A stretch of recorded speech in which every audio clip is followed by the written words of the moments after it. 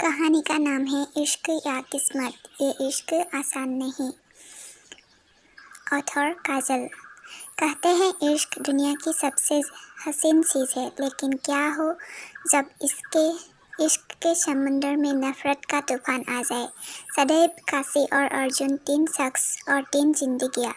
एक के दिल में अथाह प्रेम है तो दूसरे के लिए इश्क भगवान से भी ऊपर है, लेकिन तीसरा वो है जो ना इश्क को माने और ना ही भगवान को। कैसे इनके इश्क के धागे आपस में उलझकर सुलझेंगे या फिर उलझे ही रह जाएंगे, जानने के लिए सुनते हैं इश्क या किस्मत, ये इश्क आसान नहीं।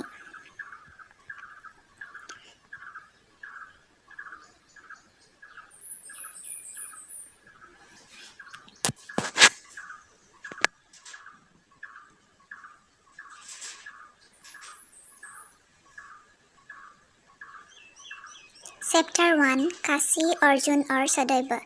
दिल्ली में आ जाओ, पकड़ो पकड़ो, मुझे पकड़ कर दिखाओ, कहते हुए एक 23-24 वर्ष का लड़का एक खूबसूरत बाग में भागता हुआ जा रहा था।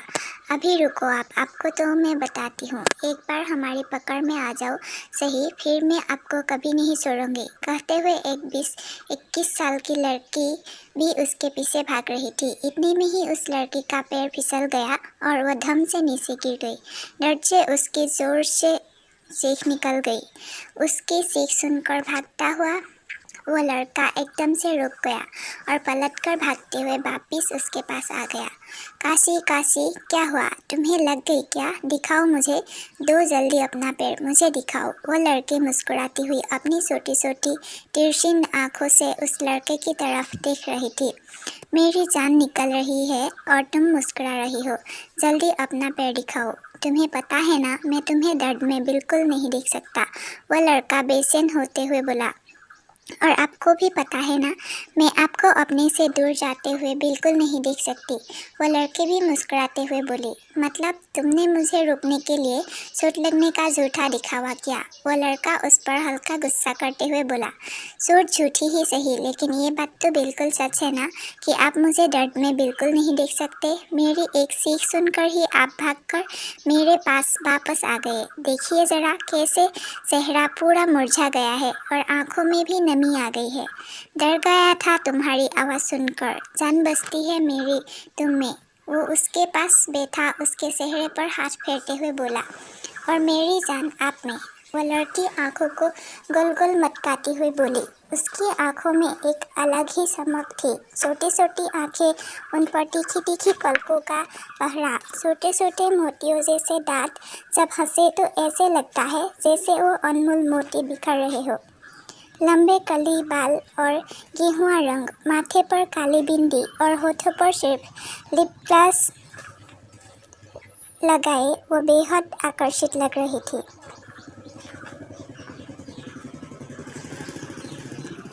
अगर आगे से ऐसा नाटक किया ना तो देख लेना, कभी बात नहीं करूँगा तुमसे, कहते हुए वो लड़का खड़ा हो गया और अपने कपड़े झाड़ने लगा। 23-24 साल का गेहुए रंग का वो लड़का, जिसका नाम अर्जुन व्यास, वो भी काफ़ी आकर्षित लग रहा था। काले बाल, तीखे नैन नक्श, चेहरे पर हल्की दाढ़ी, ब्लैक शर्ट और ब्लू जीन्स में बिल्कुल जहर लग रहा था वो। देखो तो जनाब, कह तो ऐसे रहे हैं जैसे सच में रह लेंगे। अगर एक दिन बात नहीं करो तो जान निकल जाती है और 2-3 दिन दिखाई ना दो तो घर में पहुंच जाते हैं। ये कहते हुए काशी भी वहां से उठ गई और अपने कपड़े झाड़ने लगी। तुमसे दूर रहना तो मैं ख्वाबों में भी नहीं सोच सकता। बहुत रह लिया तुम्हारे बिना, अब वो बस थोड़े दिन और तुम पूरे 21 साल की हो जाओगी। फिर पूरे हक से तुम्हें अपने घर की बीबी बनाकर ले आऊँगा। अर्जुन उसके कंधों पर हाथ रखते हुए बोला। मैंने तो आपको पहले ही सारे हक दे दिए हैं, लेकिन आप है कि करीब आते ही नहीं, कहते हुए काशी उसके बिल्कुल करीब आ गई। बात हक की नहीं है, बात तुम्हारे मान सम्मान की है। मैं नहीं चाहता कोई तुम्हारे मान सम्मान पर उंगली उठाए। अगर हक की बात करे तो ये अर्जुन तो उसी समय अपनी काशी का हो गया था जब उसने पहली बार उसे देखा था। मैं ही जानता हूँ आज तक मैंने अपने आप को कैसे संभाल रखा है। नहीं तो प्यार तो तुम पर इतना आता है कि तुम्हें आज ही उठाकर घर ले जाऊँ। कहते हुए उसके चेहरे पर एक दिलकश स्माइल आ गई। काशी उसे देखते हुए बोली, एक तो आपकी ये कातिलाना मुस्कान किसी दिन मुझे मार कर ही रहेगी। जिस दिन आपने पहली बार मुझे देखा था उस दिन सिर्फ आप ही नहीं काशी भी अपने अर्जुन की हो गई थी। अच्छा, अगर किसी दिन हम अलग हो गए तो उसने ऐसे ही मजाक में पूछ लिया। काशी से उसकी सांसें तो अलग की जा सकती है लेकिन उसके अर्जुन को उससे अलग नहीं किया जा सकता। आप सिर्फ मेरे दिल में ही नहीं मेरी रंगों में बसे हैं और अगर किसी ने ऐसा करने की कोशिश भी की तो महादेव की कसम काशी उसकी दुनिया में आग लगा देगी। अरे बस बस मेरी पताखा, हम तो पहले ही आपके इश्क में जल चुके हैं। आप इश्क में जले हैं और मैं इस दूरी में पता नहीं कब वो दिन आएगा जब आप पूरे हक से अपना हक मुझ पर जताएंगे। कहते हुए उसने अर्जुन के गले में बाहें डाल दी। कुछ ज़्यादा ही जल्दी नहीं है तुम्हें? वो चेहरे पर दिलकश मुस्कान बिखेरते हुए बोला। अब आपको नहीं है तो मुझे तो जल्दी होगी ही। इतनी सुंदर लड़की सामने खड़ी हो, इतना अच्छा माहौल हो, लेकिन मजाल है कि आप थोड़ा सा भी रोमांटिक हो जाए। कहते हुए काशी उसकी फिर से करीब आ गई। उसको करीब महसूस कर अर्जुन एक झटके से पीछे हो गया। काशी उसे देखकर हंस दी और बोली, रोमांटिक होना तो दूर की बात, आप तो मेरे करीब आने से भी डरते हैं। मैं डरता आपकी करीबी से नहीं बल्कि आपके करीब आकर मेरे कदम लड़खड़ाने से डरता हूँ। उसने चेहरे पर बिना किसी भाव के कहा। अच्छा ठीक है, इंतज़ार करूँगी उस दिन का जिस दिन आपका ये डर खत्म हो जाए। बस आप इतना ख्याल रखिएगा कि इंतज़ार करते करते कहीं मेरी सांसें ही ना खत्म हो जाए। जान ले लूँगा अगर जाने की बात भी करी तो। वो उसे अपने पास खींचकर अपनी बाहों में समेटते हुए नजरें उस पर स्थिर करके बोला, तो ले लीजिए, जान भी आपकी और काशी भी सिर्फ आपकी। काशी भी उसके सीने से लग गई। तेरे ही किस्से, तेरे ही कहानियाँ मिलेगी मुझमें, ना जाने किस किस अदा से तो आबाद है मुझमें। काशी अपने घर वापस आई तो सामने उसकी मम्मी गुस्से में खड़ी थी और उनके पीछे खड़े थे काशी के पापा, जो काशी को देखकर बाहें फैला देते हैं। काशी दौड़कर उनके गले लग गई। ये देखकर उसकी माँ कौशल्या जी नाराज होते हुए बोली, बस आप ही ने बिगाड़ रखा है इसको। कितनी बार कहा है घर से अकेली कहीं ना जाया करे, लेकिन ये है कि बिल्कुल बात नहीं मानती। अब वक्त देखिए, इस वक्त तक कौन लड़की घर से बाहर रहती है। अरे माताश्री, अकेले कहाँ थी मैं, साथ अर्जुन था तो, और उसके होते हुए मुझे कभी कुछ नहीं हो सकता। कहते हुए काशी अपने पापा को भागकर अपनी माँ से लिपट गई। उसकी माँ ने उसको अपनी बाहों में भर लिया और प्यार से दुलारते हुए बोली, पर मुझे डर लगता है कहीं कहीं अनहोनी हो गई तो। अरे जितनी चिंता आपको है उतनी ही चिंता हमें और अर्जुन को भी है, और हमें अर्जुन पर भी पूरा विश्वास है कि जब तक हमारे काशी के साथ है इसे कुछ भी नहीं हो सकता। काशी के पिता महेंद्र जी उन दोनों के पास आते हुए बोले, पर ये दुनिया वाले क्या कहेंगे, कभी इस बारे में सोचा है आपने? अभी तक इन दोनों की शादी नहीं हुई है और ये समाज वाले, आपको पता है ना, एक लड़का और एक लड़की अगर बिना किसी रिश्ते के साथ हो तो कैसी बातें बनाते हैं। कौशल्या जी ने अपनी फिक्र जताते हुए कहा, माँ आज तो आपने ये बात कह दी, लेकिन अगर आज के बाद आपकी ज़ुबान पर ये बात दोबारा आई तो मैं आपसे कभी भी बात नहीं करूँगी। मैं नहीं जानती दुनिया वाले क्या सोचते हैं और क्या नहीं, लेकिन अगर आपने मेरे और अर्जुन के रिश्ते के लिए ऐसी कोई बात की तो मैं बिल्कुल बर्दाश्त नहीं करूँगी। काशी अपनी माँ से दूर होते हुए बोली, लाडो, हम जानते हैं तू और अर्जुन दोनों एक दूसरे के लिए क्या मायने रखते हो, इसीलिए हमने शादी के लिए अपनी रजामंदी भी दे दी, लेकिन हम नहीं चाहते कोई हमारी लाडो पर उंगली उठाए। अगर कोई उंगली उठाएगा तो मैं भी अपना पूरा हाथ उठाना जानती हूँ, मुंह तोड़ दूंगी उसका। अगर किसी ने मेरे अर्जुन के बारे में कुछ कहा तो। काशी टेबल पर से सेब उठाकर चबाते हुए बोली, अरे खाने से पहले उसे काट तो लो। कौशल्या जी चिढ़ते हुए बोली, पेट में जाकर कट जाएगा जितना कटना है, मुझे बहुत भूख लगी है, चुपचाप खाने दीजिए। अच्छा अच्छा, अब बस करो तुम दोनों। काशी चलो, चलकर मुंह हाथ धो कर आओ। सब मिलकर खाना खाते हैं। कल ही हम सबको अर्जुन के घर जाना है तुम दोनों के रिश्ते की बात करने। सच्ची पापा, कहते हुए काशी उछलते हुए अपने पापा के गले लग गई और बारी बारी उनके गालों को सूंघते हुए बोली, थैंक यू सो मच पापा। अब तो मेरा पेट खुशी से ही भर गया। मैं अभी जाकर अर्जुन को ये बात बताती हूँ। वो सब बाद में, पहले चुपचाप खाना खाओ, उसके बाद जितनी बात करना चाहो उतनी कर लेना।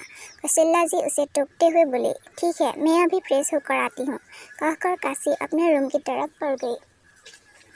बच्ची है वो, आप भी उसके सामने ना जाने कैसी बातें करती है। आप जानती है ना उसके गुस्से को, फिर क्यों उसे नाराज़ कर देती है। उसे नहीं पसंद कि कोई उसके और अर्जुन के रिश्ते पर सवाल उठाए, फिर क्यों आप उस बच्ची का दिल दुखाती है।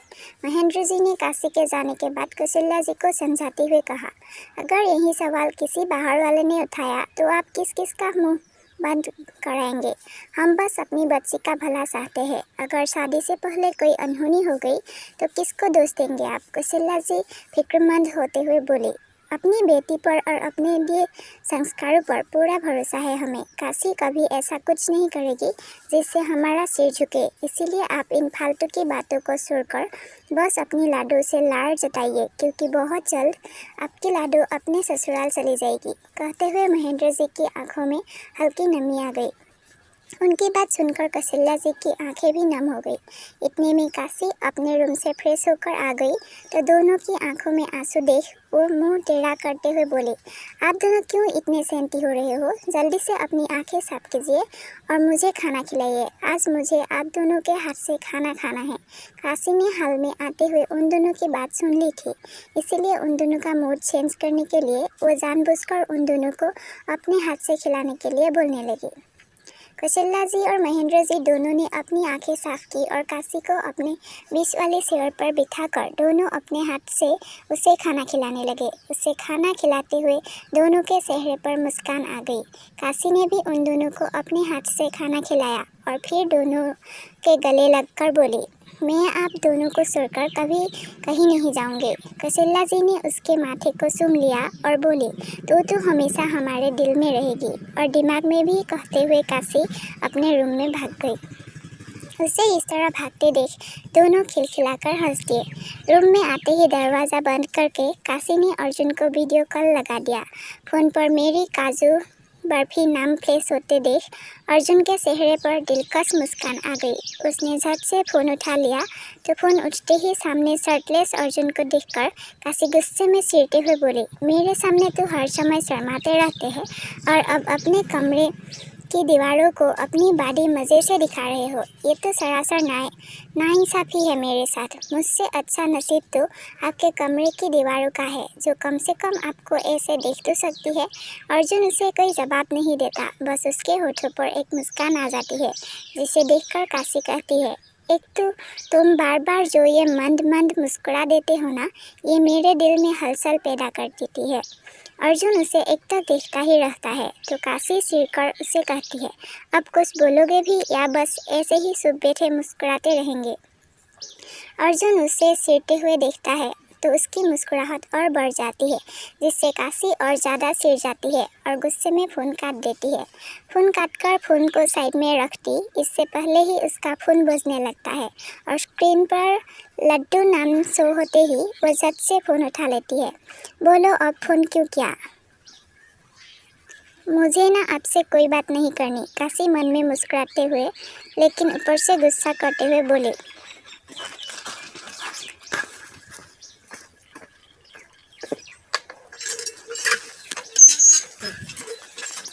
अगर तुम बोलना बंद करती हो तो मैं जवाब देता। अब तुम मुझे बोलने का मौका ही ना दो तो मैं क्या बोलूँगा। और इससे पहले मैं बोलता, तुमने गुस्से में फ़ोन ही काट दिया।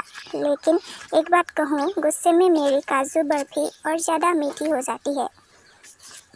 काशी को उसकी बातें सुनकर मज़ा आ रहा था। वो नजरें उठाकर स्क्रीन की तरफ देखती है तो अर्जुन कानों को हाथ लगाए बैठा था। वो मन ही मन मुस्कुराए जा रही थी, लेकिन अब उसका मन हो रहा था कि अर्जुन उससे और ज़्यादा मनाए, इसीलिए उसने अपना झूठा गुस्सा बरकरार रखा। अच्छा, अगर अब भी तुम नहीं बोली तो फिर मैं अपने रूम की दीवारों को ही जाकर चिपक जाऊंगा। अब तुम तो मेरे पास भी नहीं हो, बताओ अब क्या करो? तुम भी बात नहीं कर रही। जाओ, जाकर शादी भी उन्हीं दीवारों से कर लो, काशी और ज़्यादा सिरते हुए बोली। खुद तो बस मुझे देखकर मंद मंद मुस्कुराते रहते हो और मुझे गुस्सा भी नहीं करने देते, उसने बच्चों की तरह शिकायती लहजे में कहा। अर्जुन ने स्क्रीन की तरफ बढ़कर एक किस कर दी तो काशी दिल पर हाथ रखते हुए बोली, हाय ओए, आज तो मुझे हार्ट अटैक ही आ जाना है। तुम्हारा दिल तो मेरे पास है, फिर तुम्हें हार्ट अटैक कैसे आएगा? कहीं तुम झूठ तो नहीं बोलती कि तुम्हारा दिल मेरे पास है? काशी उसके बात सुनकर गुस्सा होते हुए बोली, मेरा दिल तो हमेशा से ही आपके पास था, लेकिन आपका दिल मेरे पास है, इसीलिए मुझे और ज़्यादा ध्यान रखना पड़ता है इस दिल का, क्योंकि मेरे लिए मेरी जान से भी ज़्यादा कीमती है। अच्छा, इतना खास है वो दिल तुम्हारे लिए? अर्जुन ने अपनी नज़रें उसके चेहरे पर टिकाते हुए इंटेंसली उससे पूछा। सांसों की जगह खुदा से तुझे मांगा है हमने, इतनी बार मांगा कि खुदा भी परेशान होकर बोला, जा दिया। काशी का जवाब सुनकर अर्जुन शांत हो गया। अभी उसके चेहरे पर वो दिलकश मुस्कान काबिज थी। उसे इस तरह मुस्कुराते देख काशी फिर से बोली, मोहब्बत करते करते उस दहलीज पर आ गई हूँ कि एक कदम और बढ़ाए तो पागल हो जाऊंगी। उसकी बातें सुनकर अर्जुन की मुस्कान और बढ़ गई और वो मुस्कुराते हुए बोला, तेरा नाम सुन चेहरे पर मुस्कान आ जाती है। सोच मेरी जान, तुझसे कितनी मोहब्बत होगी। अब आलम ये था कि दोनों की नज़रें एक दूसरे पर टिकी थी और धड़कनों का शोर बेतहाशा हो रहा था। रात के सन्नाटे की को चीरती हुई उनकी धड़कनें एक दूसरे के कानों तक भी पहुंच रही थी। एक तड़प भी थी दोनों के दिल में, जो शायद उनके सच्चे प्यार की बदौलत ही थी। अर्जुन की सर्द नजरें काशी के रोंगटे खड़े कर रही थी। काशी ने शर्मा कर अपनी नजरें झुका ली और फिर माथे पर अपना हाथ मारते हुए बोली, मैं तो तुम्हें ये बताना भूल ही गई कि कल मम्मी पापा तुम्हारे घर रिश्ते की बात करने आ रहे हैं। और अगर मैं ये कहूँ कि मुझे ये बात पहले से ही पता थी, तो अर्जुन अपनी एक आईब्रो ऊपर चढ़ाते हुए बोला, आपको पता था फिर भी आपने मुझे नहीं बताया? अब मैं आपसे बिल्कुल बात नहीं करूँगी। काशी गुस्से होते हुए बोली, घर आकर ही पता चला था मुझे, और अगर पहले फ़ोन करता तो वॉइस कॉल करता और वॉइस कॉल पर तुम्हारे यहाँ गालों की रंगत कैसे देख पाता, जो खुशी से गुलाबी हो रहे हैं। इसीलिए इंतज़ार कर रहा था कि तुम कब अपने रूम में आकर वीडियो कॉल करोगी। अच्छा, तो तुम्हें भरोसा था कि मैं आपको वीडियो कॉल करूँगी? काशी ने आंखें छोटी करते हुए पूछा। जिस दिन तुम्हारा चेहरा ना देखूं, उस दिन ना तो मेरी रात होती है और ना ही मेरा दिन, और ये बात मेरी बर्फी को अच्छी तरह से पता है। इसीलिए ऐसा कोई भी दिन नहीं होता जब तुम मुझे कॉल ना करो। कुछ नहीं चाहिए इस ज़िंदगी से, बस इस ज़िंदगी को तेरी ज़रूरत है। दोनों फिर से एक दूसरे को देखने में बिजी हो गए। दोनों की आंखों में नींद से ज़्यादा एक दूसरे के साथ होने के ख्वाब थे। दोनों ने एक दूसरे को देखते हुए अपने अपने फ़ोन की स्क्रीन को चूमा और फिर फ़ोन को अपने सीने से लगाकर सो गए। दुनिया से बेखबर दो दिल धड़क रहे थे एक दूसरे का साथ पाकर, पर मोहब्बत मंजूर ही कहाँ होती है अब इस मतलब के ज़माने में।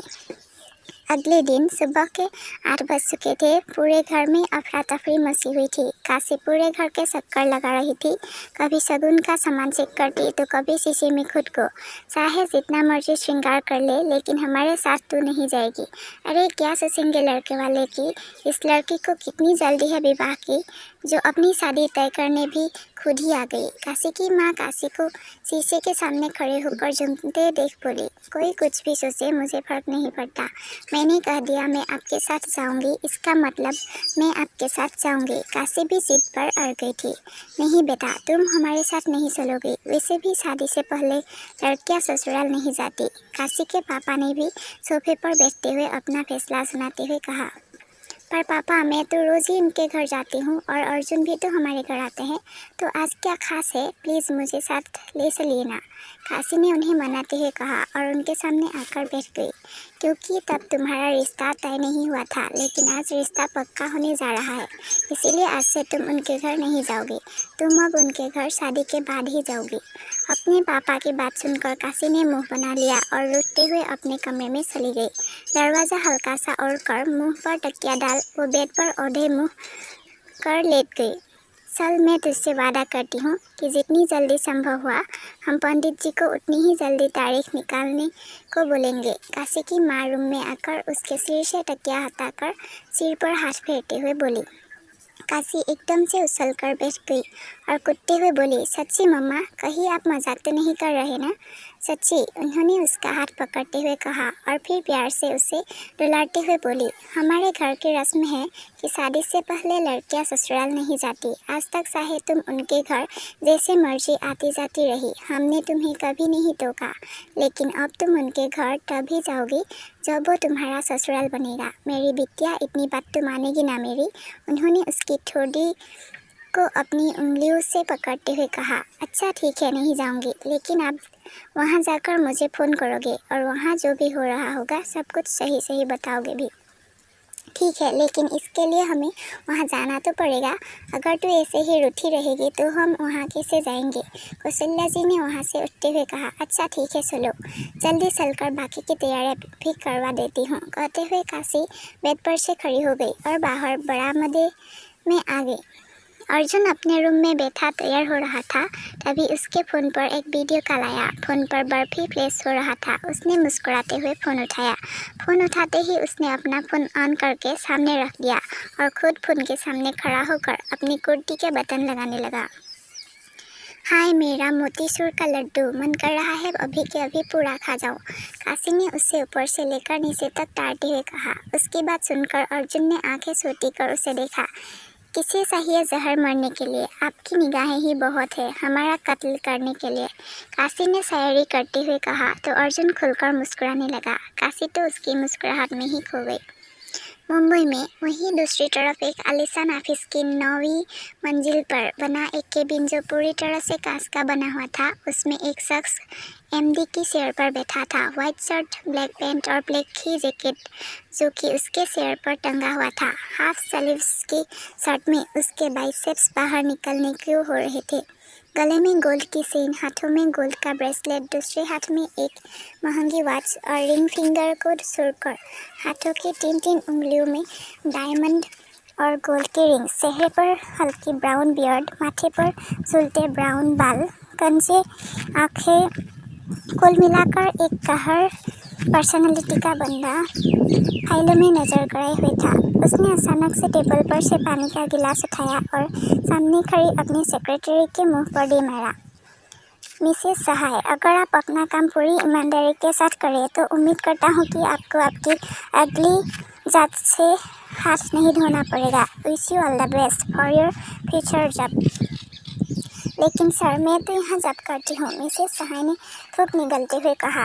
करेक्शन मिसेस सहाय, जॉब करती हूँ नहीं, जॉब करती थी, क्योंकि अभी अभी मैंने आपको इस कंपनी से निकाल दिया है। यू आर फायर मिसेस सहाय। पर सर, मेरी गलती। इस पर उस शख्स ने उसे घूर कर देखा तो वो जल्दी जल्दी बोली, सॉरी सर, मुझसे बहुत बड़ी गलती हो गई, प्लीज़ मुझे माफ़ कर दीजिए। मुझे इस जॉब से मतलब मत निकालिए, मेरा पूरा फ्यूचर स्पॉइल हो जाएगा सर। वो तो आपको मेरी कंपनी को धोखा देने से पहले सोचना चाहिए था मिसेस सहाय। सदैव क्वीन का नाम है मेरा, जो अपने दुश्मनों पर चाहे नज़र ना रखे लेकिन अपने करीब रहने वालों पर हमेशा नज़र रखता है। आपने कैसे सोच लिया कि आप हमारी कंपनी की कोटेशन लिख कर देगी और मेरी नज़र आप पर नहीं जाएगी? इससे पहले कि मैं आपको मेरी कंपनी से धक्के मारकर बाहर निकालूं, अच्छा होगा आप खुद यहाँ से चली जाए। प्लीज़ सर, ऐसा मत कीजिए। Get out, I said get out, सदैव मिसेस सहाय पर गरजते हुए बोला। मिसेस सहाय कांपते हुए उसके ऑफिस में से निकल गई। मुझे धोखा और धोखा देने वालों से सख्त नफरत है। मेरी कंपनी और मेरी ज़िंदगी में धोखेबाजों की कोई जगह नहीं है। अपने मन में बोलते हुए सदैव अपनी चेयर पर आकर बैठ गया। उसकी आंखें गुस्से से बेहद लाल थी। सामने टेबल पर पड़ा सामान उसके एक हाथ से ही सारा नीचे गिरा दिया और अपना वही हाथ जोर से टेबल पर दे मारा। अर्जुन के माँ बाप और काशी के माँ बाप दोनों हाल में और कुछ और रिश्तेदार भी आए हुए थे। पंडित जी शादी की तारीख निकलवा रहे थे, तभी उनके चेहरे पर थोड़ी सी परेशानी की झलक आ गई। वो काशी के पापा को देखते हुए बोले, यजमान, इन दोनों की कुंडली के हिसाब से अगर शादी 4 दिन के अंदर हो जाती है तो ठीक, नहीं तो उसके बाद इनकी शादी का कोई भी योग नहीं बन रहा। पंडित जी की बात सुनकर सबके चेहरे पर परेशानी भाव आ गए।